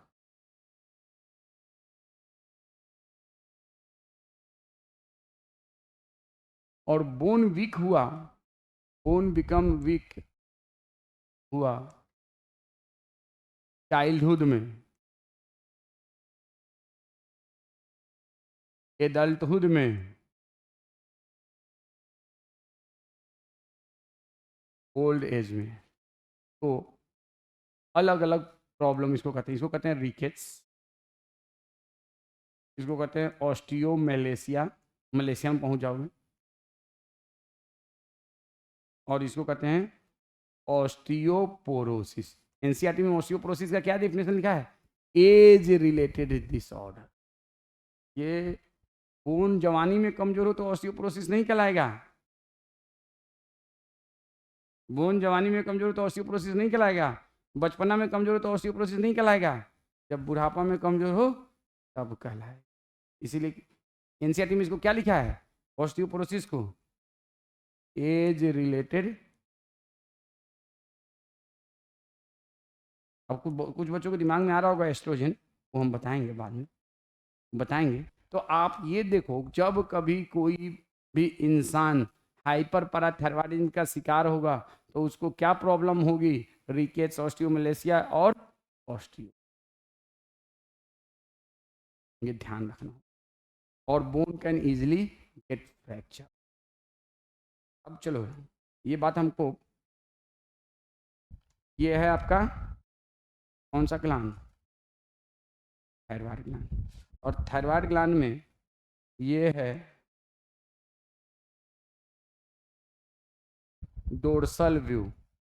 कौन सा व्यू, डोर्सल व्यू। तो डोर्सल व्यू में प्लीज, डोर्सल व्यू में क्या थायराइड स्टमस दिखेगा, डोर्सल व्यू में थायराइड स्टमस दिखेगा, नहीं दिखेगा। क्यों नहीं दिखेगा, समझ रहे हो ना बात को, क्योंकि ये ट्रैकिया है। अब डोर्स, ये कौन सा व्यू है, तो डोर्सल व्यू ऑफ, पहले भी बताया था। अब dorsal view of thyroid gland को जब देखोगे तो ये थायराइड ग्लैंड के पिछवाड़े पे डोर्सल साइड पे 4, यहाँ पे 2 इस पे 2 इस पे ग्लैंड अटैच है, जिसका नाम क्या है, पाराथायरॉयड। तो पाराथायरॉयड ग्लैंड का लोकेशन आपको ध्यान रखना है कि parathyroid gland located on dorsal surface of thyroid. तो यहाँ पे मैं लिख देता हूँ, parathyroid gland located on dorsal surface of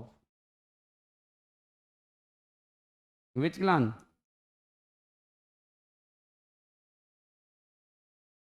dorsal surface of parathyroid gland located on dorsal surface of thyroid, dorsal surface of thyroid gland के किस surface पे, please keep in your mind.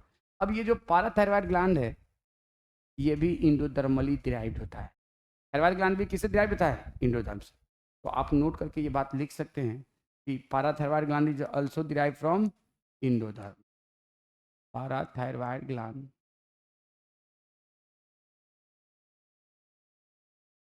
also derived from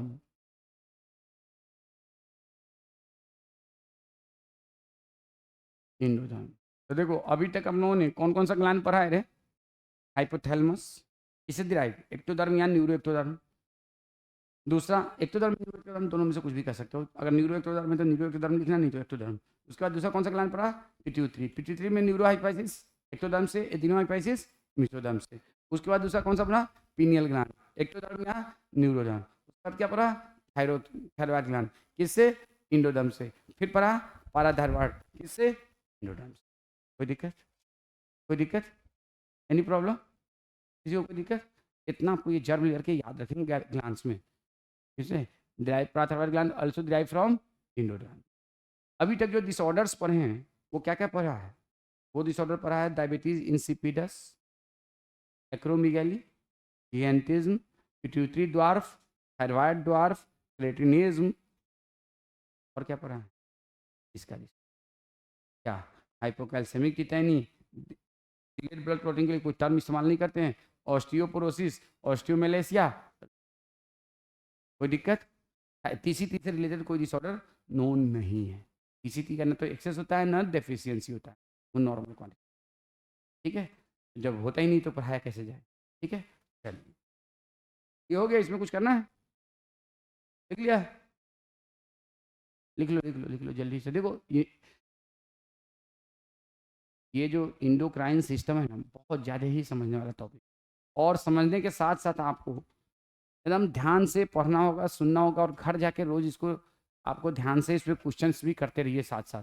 ये आप तो topic wise, इसलिए मैं NCERT के topic के हिसाब से कि टॉपिक वाइज क्वेश्चंस रहते हैं, नेट पे अवेलेबल है, आई थिंक आपके पैकेज में भी है, तो आपको करना चाहिए, ठीक है ना।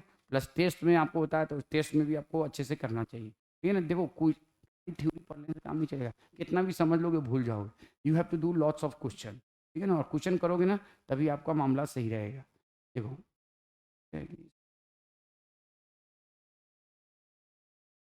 ये हो गया।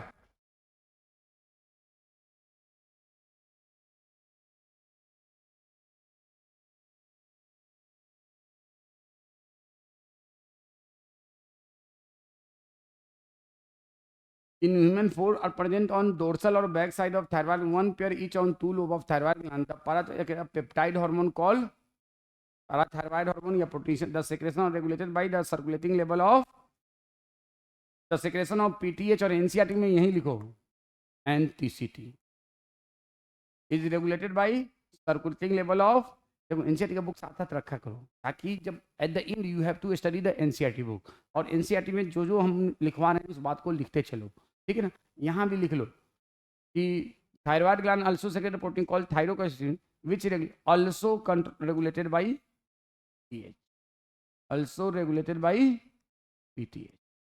ये देखो जो एनसीईआरटी में मैं लिखता चलूँ वो जरूर लिखते चलो आप, regulated by PTH.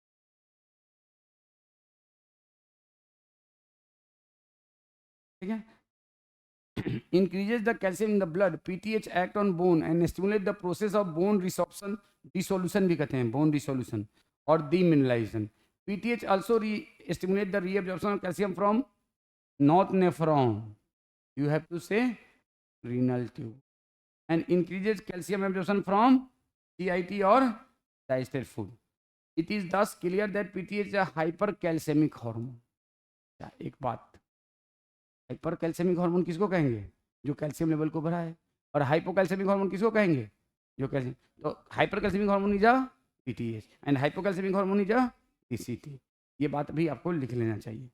Hyper कैल्सियमिक hormone कौन सा होगा? हाइपर कैल्सियमिक हार्मोन किसको कहेंगे बेटा? पीटीएच। और हाइपोकैल्सियमिक हार्मोन किसको कहेंगे? जो कैल्शियम को कम करे, टीसीटी। हाइपोकैल्सियमिक हार्मोन किसको कहेंगे? टीसीटी को। और हाइपर कैल्सियमिक हार्मोन किसको कहेंगे? जो ब्लड कैल्शियम को बढ़ाए वो पीटीएच, और जो ब्लड कैल्शियम को कम करे वो TCT. That PTH hyper, that is it is increases the blood calcium along with TCT. PTH along with TCT play a significant role in calcium balance. Calcium balance in body का मतलब क्या हुआ? खून के अंदर, ब्लड के अंदर एक स्पेसिफिक कंसंट्रेशन ऑफ कैल्शियम को मेंटेन। अच्छा, अभी मैंने अपना खून का टेस्ट कराया था करीब 2 महीना पहले, तो मेरे बॉडी में vitamin D come have less, 80% सबके बॉडी में विटामिन डी कम। और विटामिन डी जो है ना बहुत इसेंशियल थिंग है। Only one vitamin which act as a hormone, that is vitamin D. ये बात पहले आता भी था, पता नहीं अब पूछा जाएगा कि नहीं, लेकिन मैं इसलिए बता रहा हूँ कि vitamin D is a very essential and only vitamin which act as a hormone is, लिख लो, ये पूछा जा सकता है। ओनली विटामिन, अब यहाँ पे क्यों मैं बता रहा हूँ, अभी वजह बता रहा हूँ।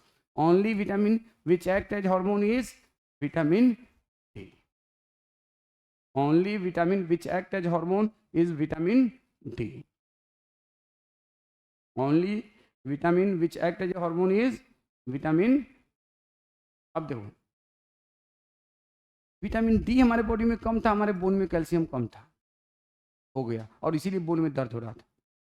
मेरे पैर में, हाथ में बहुत दर्द होता था और मैं समझ नहीं पा रहा था क्यों दर्द हो रहा है।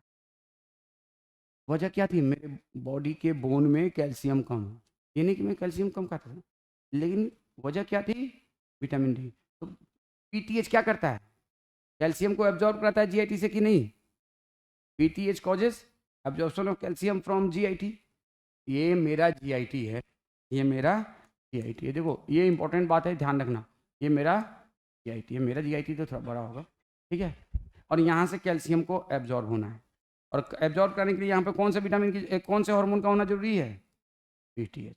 लेकिन पीटीएच घंटा अकेले कुछ ना उखाड़ पाएगा, it need vitamin D. Vitamin D के बगैर ये दोनों मिलके ही कैल्शियम एब्जॉर्ब कराए। ये है विटामिन डी। तो पीटीएच अकेले विटामिन डी कैल्शियम को एब्जॉर्ब नहीं करा सकता है। You must have A vitamin D also in sufficient quantity. समझ रहे हो? और जिनके, हम सब के बॉडी में, ज़्यादातर लोगों की बॉडी में किसकी कमी है? विटामिन डी की। तो इसलिए हमारे ब्लड में और बोन में किसकी कमी हो जाएगी? समझ में आया? तो मेरा कैल्शियम कम क्यों था? विटामिन डी की कमी। किसकी कमी? विटामिन डी की। Vitamin D is a very essential. अगर किसी की बॉडी में विटामिन डी नहीं कम है तो उसमें कैल्शियम कम एब्जॉर्ब होगा, तो उसके बोन में अपने आप कैल्शियम कम हो जाएगा, तो उसके बोन में पेन होगा and that can easily get fracture. समझ रहे हो बात को? जब कभी भी ट्रॉमा होगा तो vitamin D is essential for absorption of calcium along with PTH. Write down, vitamin D is very is essential for absorption of calcium from GIT along with